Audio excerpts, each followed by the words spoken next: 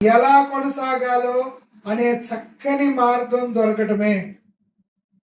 అదే అంటున్నాడు, సర్వ సంపదలు దొరికినట్లు నీ శాసనముల మార్గమును బట్టి నేను సంతోషిస్తున్నాను. పిల్లలు అర్థం చేసుకోండి, దేవుని మార్గం ఇది, దేవుని చిత్తం ఇది అని నీకు తెలియపరచబడ్డప్పుడు ఇక ఇందులోనే నాకు సర్వ సంపదలు ఉన్నాయి, వీటి ద్వారానే నాకు సమస్తం దొరుకుతాయి అనే నిర్ణయం కలిగి సంతోషంగా మనం వెళ్ళాలటండి. దేవునికి స్తోత్రం, హల్లెలూయా. అనే నిర్ణయం కలిగి సర్వ సంపదలు దొరికినంత సంతోషంతో మన జీవితాన్ని ముందుకు కొనసాగింపజేయాలి. అదే నిజమైన క్రైస్తవ జీవితం.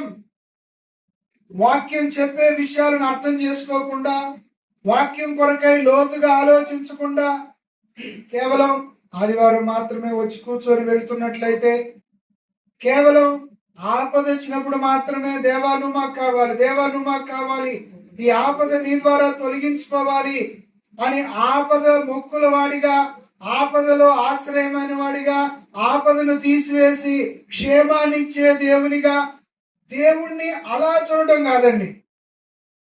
దేవుడు ఏ మార్గాన్ని మన కొరకు పెట్టాడు, ఎలాంటి దారిలో మనల్ని నడవమంటున్నాడు, దేవుడు చెప్పిన మార్గం ఎంత శ్రేష్టమైనది అని దేవుని మార్గాన్ని మనం ఆలోచించి ఆ మార్గంలో గుండా వెళ్ళడం, ప్రైజ్ లార్డ్, హల్లెలూయా, సర్వ సంపదలను మనకు అనుగ్రహించేది.